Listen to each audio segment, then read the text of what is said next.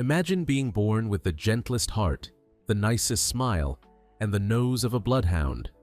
Sounds like you're destined for a peaceful life, right? Nope.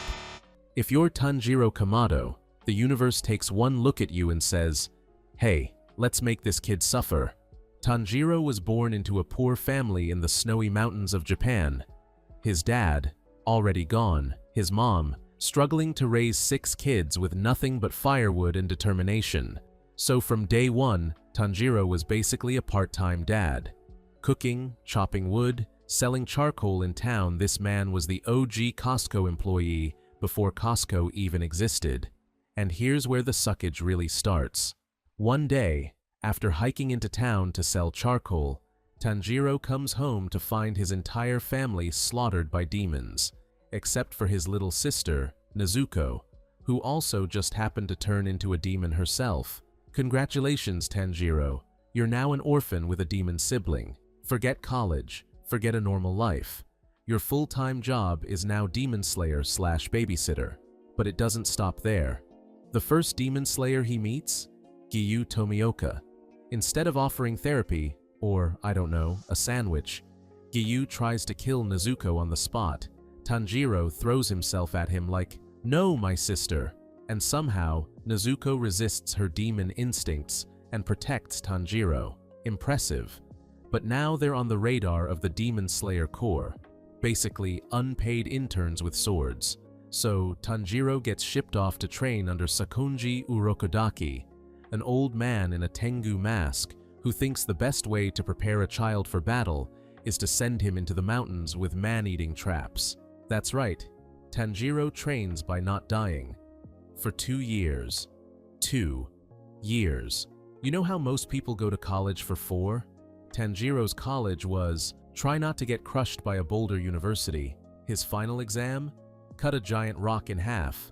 Most of us can't even open a pickle jar without asking for help. He passes, of course, because plot armor. But now he's officially a demon slayer. Which sounds cool until you realize what the job actually is. Fight immortal monsters every night, don't get paid, and try not to die. Oh, and the demons all come with tragic backstories, so every fight ends with Tanjiro crying like he's watching the finale of a sad anime. Let's not forget the squad he ends up with. Zenitsu, the guy who screams 90% of the time and only fights when unconscious. Inosuke, a shirtless maniac wearing a boar head, whose life motto is, stab first, ask questions never. And Nezuko, who lives in a wooden box Tanjiro carries on his back like a demonic backpack. That's his crew. That's his family now. And the suffering? Endless. Tanjiro gets poisoned, slashed, burned, and headbutts his way through every battle. His special move? Smelling the enemy's emotions. Imagine pulling up to a fight and saying, "Hold on guys, this demon smells like depression and unresolved childhood trauma." Useful? Kind of. Weird? Definitely. And just when you think it can't get worse, welcome to the Infinity Castle.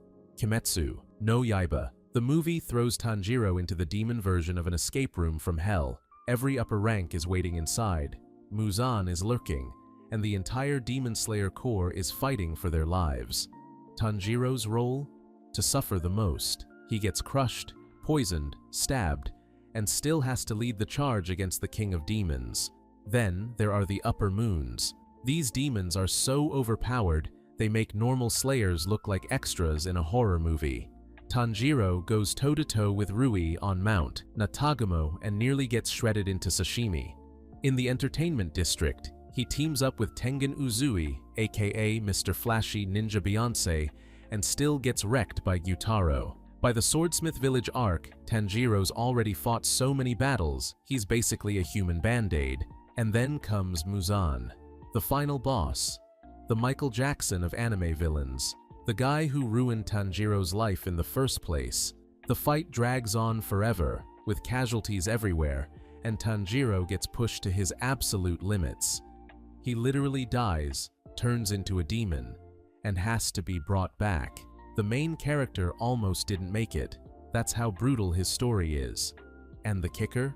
After everything, all the blood, tears, broken bones, and trauma, Tanjiro still isn't allowed to rest. Fans in 2025 still debate if his happy ending is even real. Did he truly heal? Did Nezuko really get to live peacefully? Or is Tanjiro still out there somewhere, smelling the sadness of the world? So yeah, being born as Tanjiro Kamado sucks. Sure, you're kind, strong, and have a killer sword swing.